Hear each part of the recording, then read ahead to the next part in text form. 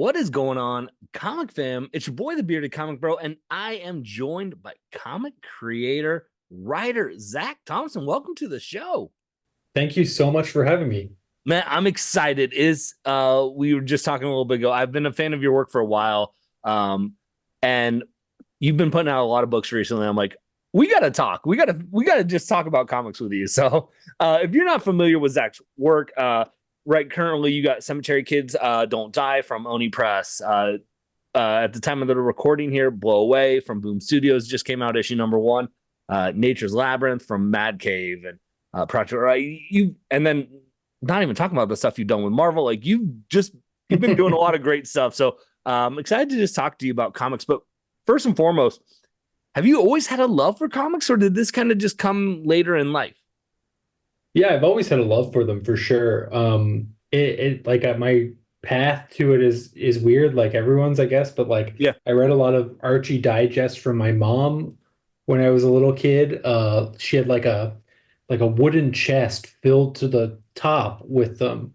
And so I used to just go and like pick through them and read them at random. And then like as I got a little bit older, I read my older brother's X-Men like back issues, just randomly, never knew what was going on really, but I like just really responded to that. And I was like a kid of the 90s, so the X-Men cartoon was on at the same time.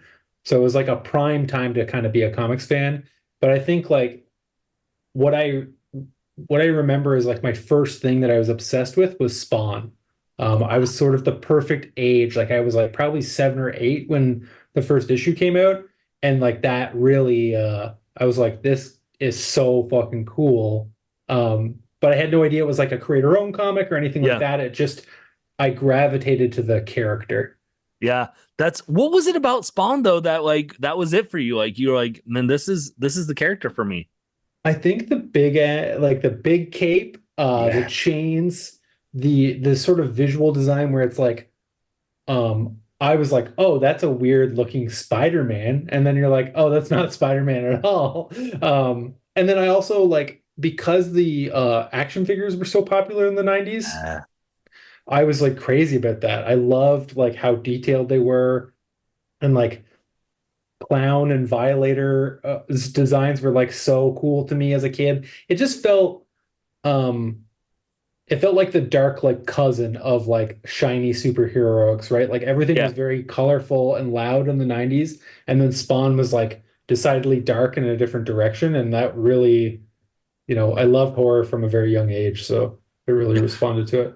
You go from Archie comics to get you in the comics to then Spawn, completely Yeah. two different tracks there. But it makes sense because you mentioned how much you like horror comics, and I feel like you've seen that through some of your work with I Breathe the Body and stuff like that, like Lone Receiver. Like you have a litany of stuff where it's like there's some stuff like what is going on in here, and like you have that horror Yeah. element and things. So where was the path then for you as someone who got into comics, started reading at an early age, fell into loving it. You're like, this is something I want to pursue as a career. Yeah, I mean, honestly, I was in film school. I had written a screenplay in film school that was sort of like it was what ended up becoming the Dregs, but it wasn't the Dregs at that point in time. It was about like a homeless guy who believed himself to be a detective, and I had met Lonnie Nadler, my often like co-writer at film school, and we got chatting about comics, and actually like I uh I ran into him on a bus coming back from Emerald City Comic Con that I just was there as like a fan, really just like over the top in love with comics at this point. A huge pull list, Yeah. spending like hundreds of dollars at the comic book store a week. And Lonnie and I get talking, and he's got like a sketch from Jeff Lemire of like Dead Man. And I'm just like, yeah, we're pouring over that and we're chatting. And like we realize on the bus ride, oh, we go to the same film school, which is wild. So we had never bumped into each other in the hallways or anything. So we get talking about comics, and we get talking about, well, we could probably find an artist and make our own comic. And so I said, well, I've got this idea for a screenplay. It's not really working as a screenplay right now, but what if we took the basic premise of this and sort of like worked it into a comic book script, and then just sort of seen if there was any artists out there who would be willing to work on it. Yeah. And we reached out to a lot of locals. There was a lot of like, at the time in Vancouver, you had like Ed Brisson and Curtis Weeb of like Rat Queens and Yeah. Simon Roy, and a bunch of other like local Jason Copeland, and they would do these like drawing events where they would have like a giant table at a local like diner, and it would be covered in white paper, and then all these comic book artists would come in and they would draw all over the table while everyone was eating dinner. And yeah, so we got to meet a bunch of people and kind of get immersed in the community there. And then we kind of were like, oh, we just started like talking to artists, and that's where we met Eric Zwodzki, who drew the dregs. And like the process of getting that comic book made probably took us about 2.5 years of like from the idea to learning how to do it to actually making it into a reality. And like, there's a point where I was like trying to learn how to letter and like do it on my own. And like one of us was trying to learn how to color and like that, just you go through the motions where you Right. realize like, no, I need to hire someone to do this.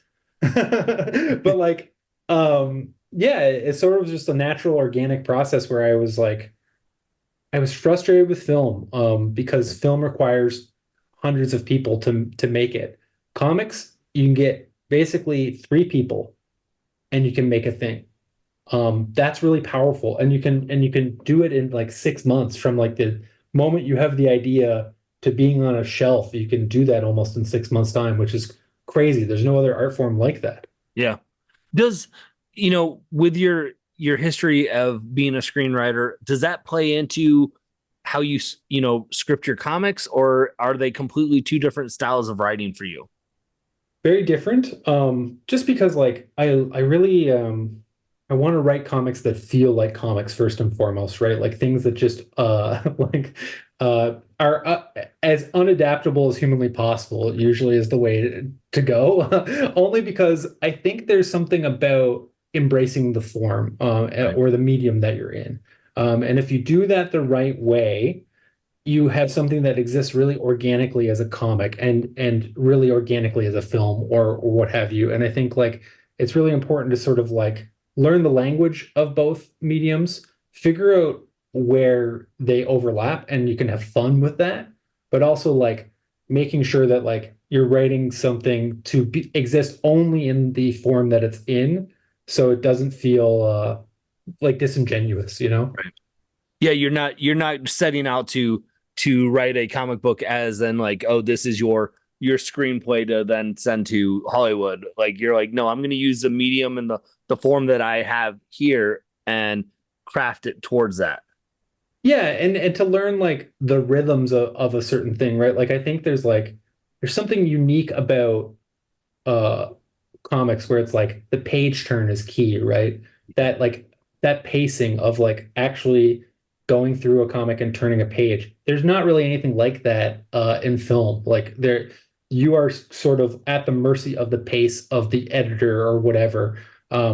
But a comic book is like you are in control of how fast that story moves. Mhm. And then there's like a density, right? There's like you can put a 9 panel grid on a page, and if every panel has text, that slows you down. But if you turn the page and then you go to a splash page, you're going to slow down and then you're going to be hit with that big moment. And there's a different cadence to that than if it was like all 9 panel grids. That's a different, denser read or whatever. There's something I love about that, Yeah. playing with that complexity. So how much of that is that you? How much is that with the artist? And we'll get into Blow Away here in a second. But I remember reading issue one of Blow Away, and there's a couple like 2 page spreads where it's 9 panel grids, but it reads across the splash, the double Yeah. page. How much is that like your decision? Is it how much is it you and the artist decision? Where do those decision makings come about? So, I mean, every comic is different. Yeah. Every writing for every artist is a different sort of equation. It's always like, what does your collaborator want or what does your collaborator need? I think is key. Like I've worked with like Hayden Sherman for a few different shorts and on longer projects and stuff. And like I can write now, I can write plot style for Hayden because we've Yeah. worked together so many times that I can just say, hey, like it's like this. And then Hayden understands that and we have a rhythm together. With something like Blow Away, it was my first time working with Nicola. Um, And like, while I was a huge fan of his work, I wasn't sure like what things were going to look like in that early process. So I scripted those two-page spreads Okay. to be specifically that way, but with the intent to be like, this is a recurring motif that I want to be in this book. So we sort of have a visual language for how we're going to show film Yeah. on the page. And like, he was super down, and we workshopped it from the original idea I sent him. So like, what you actually see is different than what I actually scripted, as all like good collaboration should be. Right. But like, I came to Boom and I said, I have an idea for a comic. It's about a videographer. And I also, like, key to this is that I want to show a sequence of images in a double page spread in a certain way so that we can return to that sort of like sequencing in subsequent issues and play around with that form. So it's like each double page spread is 16 panels Yeah. with like actual murder scene and blowaway. You're going to see that scene over and over again, but your context is going to change, and how you read those panels are going to change because Bryn's interpretation of them has changed, or she's learned new information about them. And so Yeah. like, playing around with that form of comics is like really important to me. Well, and it's interesting how you mentioned that, you wanted to set the stage that it's going to come naturally now for the reader. Because I remember the first time I was reading that, you had that 2-page spread, and I'm like, okay, you have to kind of like, how am I reading this the first? And then by the time the second, because I think it was, you had it at least twice in that first Yeah. issue. Yeah. And by the second time I go, I know exactly, I know how I'm Yeah. reading it. And if you're keeping that throughout the issues, then I'm like, it's going to come naturally as a reader then. And So it's a cool technique. very specifically, like, the first time it's in there is to teach you how to read Yeah. that sequence. So the second time when you see it, when it's actually way more crucial that you read it the proper way, you already know, right? Because I was thinking about that, going like, okay, I'm a comic book reader. I see 16 panels on a page. I'm going to go left to right. But I don't want people to go left to right on the sequence that's really important. So I And have to then, sort of teach them how to do it on page 4 and 5. So when we get to the part that's really integral, you don't have a like negative reading experience, right? yeah. So that plays a lot in. It sounds like you said, like, when you're creating something, you want to lean into the art form that you're and the medium that you're using. And this is something you're doing with comics that you can't necessarily do the way you want to in another art form, which I think is a really special and unique take. Yeah, I think it's just like, I love comics so much, and I love what they're capable of. And like, I was just reading, the name escapes me, but I was just reading Mariko Tamaki and Jillian Tamaki's new graphic novel, and they play around with pages in this really interesting way where Yeah. like, they'll knock out panels. It'll just be a blank panel. And it's like, that reads as a pause, right? To like, in between these like crucial moments. And I just love stuff like that because I read comics every day, and I can still pick up something and go, oh, that's a new and interesting technique. I'm going to use that somewhere, you know?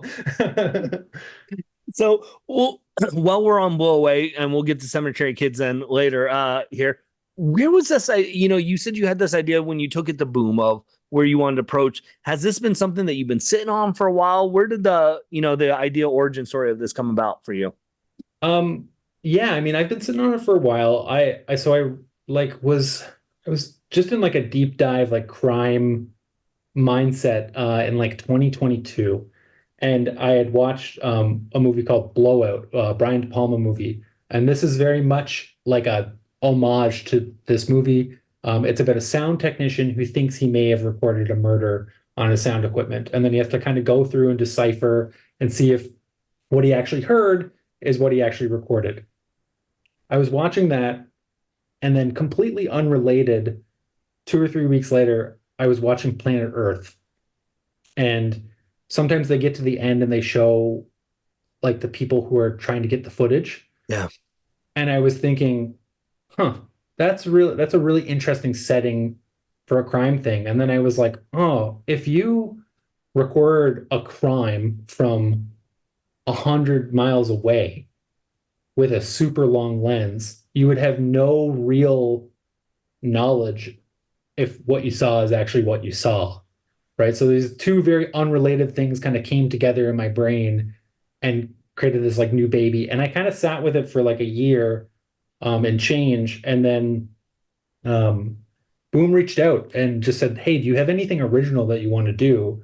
And I said, "I have this thing, and it's like it's very specific, and I want it to be represented very specifically on the page." And they were super down. They were very, very receptive to it, and like really helped me build out the world and the character and um, the graphic design behind the whole book and stuff. Like, but they were awesome. I basically said like I want to do a neo-noir, but like if we're gonna use like if normal neo-noirs use like heavy shadows and black, we're gonna use white, we're gonna use snow, and we're gonna use the way that snow like blows over the tundra to sort of like create that evocative mood, you know? Yeah. So did you have did they Boom kind of help you out with the creative team, or was that something that you started to piece together before you took it to Boom? So Boom is awesome. They have tons and tons of artists at their disposal. And so they kind of came to me and they said, here's a bunch of portfolios of people that we think would do a really good job of this. And I really resonated with Nicola's work. Really, really moody and expressive and really great character work. But beyond that, really great atmosphere stuff. And that was like something every good neo-noir is about its setting, like, you know, first and foremost. That's the character, you know, if like it's a detective story in New York. Well, New York is a character in and of itself in that story. And so for me, it was like I want someone who can absolutely nail that scale of that environment and that cold. And when I said to Nicola that I was like, I want like snow to kind of come in from the panel gutters and like obscure actions and stuff, he was like, I know exactly what you like what we're gonna do, and he nailed it. So I was thrilled. Yes. Is this a uh, an ongoing, or is this you have a set story that you want to tell in a certain amount of issues that you're like, and this is how we're gonna wrap it up? This is a 5 issue mini, Okay. will be a very complete story when it's done. Bryn is a character I've fallen in love with and would love like I was talking to someone else about this, but like there's an era of detective stories where people are like recording and taking photos and like in the 70s sort of like where it's like that tactile sort of Yeah. analog tech and like if I had my way I would take her as a character and put her into like other detective stories where her job is to gather surveillance or sort of like push her in a new direction after this whole wildlife videographer life implodes through this story. Yeah. So if you haven't gotten a chance, if you're listening or watching this interview, you haven't gotten a chance to check out Blow Away from Boom Sue's gang, hop in. I'm telling you, I remember reading it, I was captivated. I'm the art, it's such a unique, it's a premise that you've heard, right? Of like, oh, did they hear it? Like you said, you saw the movie, but how you're doing it and how you're crafting it and telling it into a comic form is something I'm like, this is a refreshing take. And I'm hooked. I'm like, I want to know what happens. Like, I'm like, I need issue Awesome. 2 right now. Awesome. Yeah. I mean, it was very specific about, you know, like I want people to like be like, oh, that's something that I've heard before. And then when they open the book, they're like, but this is not something I've seen before, Right. you know? Yeah. So talking also about something that I haven't seen before, Cemetery Kids Don't Die. I remember I love what Oni Press does. I think they put out a lot of great stuff. And so I remember checking this out and just explain, give me the elevator pitch for Cemetery Kids because I feel like you can do it better than I can. Yeah, Cemetery Kids Don't Die follows four kids who play a video game like MMORPG in their dreams, essentially. It's like a techno-organic console that you strap to your head, and when you go to sleep, you're allowed to play it for 8 hours. The idea is that you wake up fully refreshed, and nothing about the game follows you into the real world, but you get to spend your nights hanging out with your friends in your dreams. But of course, like any weird technology, something follows you back into the real world. And the book is about Bertie Cutter, her older brother. Something horrible happens to him in the video game, and then she has to sort of probe through the real world and the video game in order to sort of save her brother from what is happening to him. I issue one. Again, another one I was hooked. I'm in. Where did you come up with this idea and concept of like this is what a story I wanted to tell? Well, I spent a long time playing World of Warcraft when I was Okay. like in my late teens. And one of the things that was really interesting about my time in World of Warcraft is I have a little brother, and we didn't have a very like functional friendship or relationship at all until World of Warcraft came out. And we found this like really interesting common space where we could be different characters and spend time together and form memories. And we still fondly reminisce about our time in that game. And like those games, they kind of overwhelm you. Like they're designed to sort of keep you hooked. And I found that really fascinating because I guess like I was spending time with my nephew last summer, and he's hopelessly addicted to Fortnite.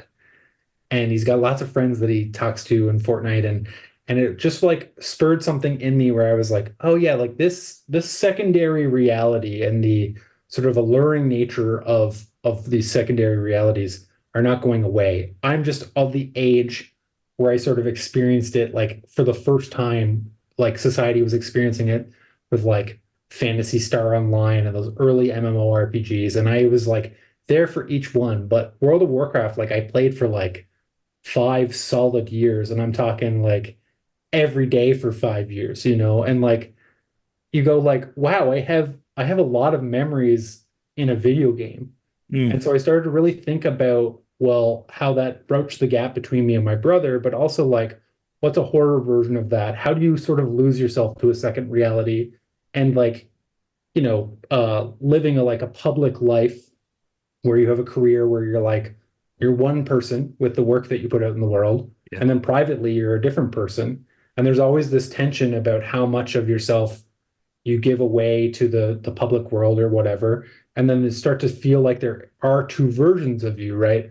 And so I was thinking a lot about how to sort of explore that in a horror video game world. And then I don't know, Oni came to me and they're like, "Do you have any crazy ideas?" And I was like, "I do. I have something that, I don't know if you're going to be down with, but like this is something that I would really like to do." And I sort of explained to them that like I wanted the video game world to be hyper stylized, Yeah. like very, very over the top character designs, lots of gore, lots of like really, manga influence. And they were so down. And like, looking back, I'm like, it kind of fits Oni Press's like MO in a really nice way. But like, I was finishing writing like issue 2, and I realized like, oh, the book's set in Toronto and has like a video game vibe. And then I was like, that's like Scott Pilgrim. And I'm like, oh yeah, okay. Like, no wonder Oni wanted this. Like, Like give us another video game. We're down. Well, I was gonna ask you too, like how you because you've worked with a lot of different publishers. We've mentioned Boom, we've mentioned Oni, Mad Cave, couple different series, Marvel. Like, and I was gonna ask you, how do you pick which ones? But it sounds like the two we've talked about so far, they've come to you. So how do you decide which ones are which property is the right property for a publisher? I think it's like, yeah, because like pitching's tough, right? It's Yeah. always tough to kind of figure out where to put something. But I always like look at what a publisher is doing and what they're doing well. And like oftentimes you just want to give a publisher more of what they're doing. You know what I mean? At the end of the day.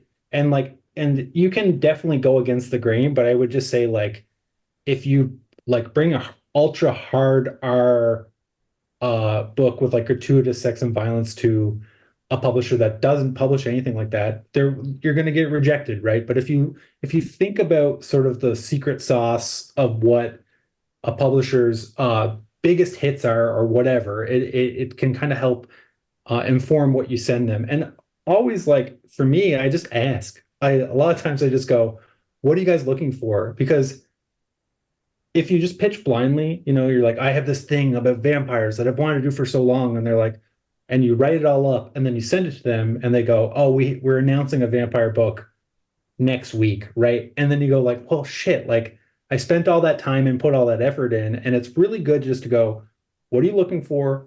what would you like? What sort of like, what do you have an appetite for? And like with Oni's case, they were like, sky's the limit. Give us things that you don't think other publishers would publish, which is like catnip to me, You're like, right? yes. Yeah, because it's like that's awesome. That just puts them in a place where they're going to get interesting, provocative ideas and sort of like I think they recognize that they can kind of own that weird space, you know? Hmm. And I don't feel like there's a ton of publishers who are catering to that like weird specificity, where like your comic isn't for everyone, you know what I mean? It's just for a certain subset of weirdos, which is like that's where I excel. Apparently, me too. Awesome. I want to peel back a little bit of the layers. Where's your process for like coming up with ideas? Because one thing that I've appreciated with you as a writer is Cemetery Kids Don't Die is completely different type of story than Blow Away, which is a completely different story than Nature's Labyrinth. Like, it's not like, oh, this is a Zac Thompson book. We're gonna get the same kind of motif, same type model. What's like your computer storage of like ideas? Like, how do you process like what you want to share? I think like for me, I I think I was listening to an interview with Ram V, and he was talking about something that really resonated with me, and it was if you read the things that everyone else is reading and you watch the things that everyone else is watching, you're going to pitch ideas that sound like everyone else. And so I specifically like I go out of my way to look up weird films from the 1950s that are like out of print and figure out how to see them, or I go and like look up like what's a weird Korean horror novel that's just got translated that no one seems to be reading but like was really popular in Korea or whatever, and just like Yeah. look for things that are outside of the norm that also speak to me, and then use those things to sort of like influence my tastes and what I'm interested in, because that sort of like indulges a certain level of like, well, you're just thinking about things that other people aren't thinking about. And then the other thing, I guess, is like, I think that this was James Tynion who said this, but like indulging my curiosity, Mm. going like, I don't know how that works. I'm going to go find out, right? And then I'm going to become a subject matter expert in mushrooms. And then like that's how I Breathe the Body came about. I just got obsessed with this thing. And then I was like, I can turn that into a story and I can turn that into something that really works. But it was really off of like I had a foraging book for mushrooms, and I would go out in the woods and I would cut them open and I would look at them, and then I just got thinking about them, and that sort of led naturally to kind of coming up with this weird book. And like it seems crazy, but it's just like I think if you let yourself be immersed in the world and immersed in things that you find interesting, you will inevitably find ways to sort of like create stories out of that, or at least find inspiration, I think. Yeah. Well, it seems a lot of your stories that you've come up with too are you have an idea of a story you want to tell, and like this is the story. Like it doesn't seem like it seems like a 5 to 6 issue series, and you're like, cool, that was a good time and place for that.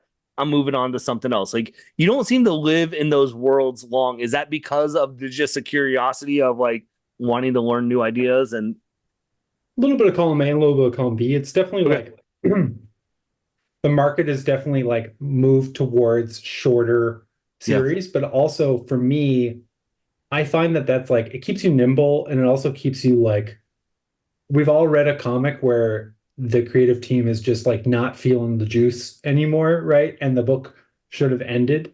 And I am very much a fan of like giving people self-contained things that start strong and finish strong, and they don't overstay their welcome, and they look good on a shelf, and they feel complete, right? Like I don't want things to feel dissatisfying, Yeah. when all is said and done. But beyond that, like it is genuinely tough to find people who will commit to longer stories. So it's like it is a battle to sort of get things approved, that exist on a shelf sort of longer than 4 or 5 issues. But the flip side of that is that it makes you nimble, and you learn a lot from telling a lot of complete stories, because like I think about the idea of like, writing a 20 issue series early on in my career, and I would have lost the plot somewhere in the middle of it because it's like it's too daunting. I think when you Yeah. actually focus on telling a complete story and a 5 issue series is basically 100 pages. That's not a lot of room. You gotta trim the fat, you gotta figure out what you need in that story for it to work, and you gotta commit to it. And so it teaches you to be like very economical with your storytelling. And then, and the opportunity comes where you get to do a longer series, you know what to do. You have that capability of like, breaking it into chunks that are manageable or making sure that like every 3 issues something new happens to keep people excited, whatever it may be. But like there are people who are really good at that. And it's because they spent time writing shorter contained books. Zach, I feel like I could talk to you about the process of creating comics and writing comics forever. But I do want to respect your time. I know we talked a lot of stuff that's currently out. Is there anything that we haven't hit on that you want to mention, or something more? I hesitate to say more that you have coming out. I do have another book coming out in June that I would love to plug. Yeah, It's called Into the Unbeing, and it is with Hayden Sherman, who is inking and coloring the whole thing. And speaking of longer books, it is two 4 issue arcs separated into a part one and a part two. So part one starts in June and will run until October. Then we'll take a 2 or 3 month break. The trade will come out, and then part two will start. So 8 issues.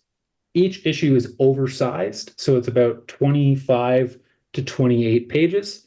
And it is about a team of 4 scientists who venture into an anomalous environment, very much in the vein of like Annihilation or At the Mountains of Madness. It's full on cosmic horror, and it's big, big, expansive, sort of like eco horror, with like giant 2 page spreads by Hayden that are going to melt eyes. I I can't wait. Their work. I first discovered Hayden on Thumbs Hmm. with Sean Hmm. Lewis, which I ate that series up. So when you mentioned you're writing with Hayden, I'm like, yes, thank like yes, please. One of Oh the like just a absolutely visionary artist that I think will be like emblematic of this era in comics, because they're just doing it like nobody else right now.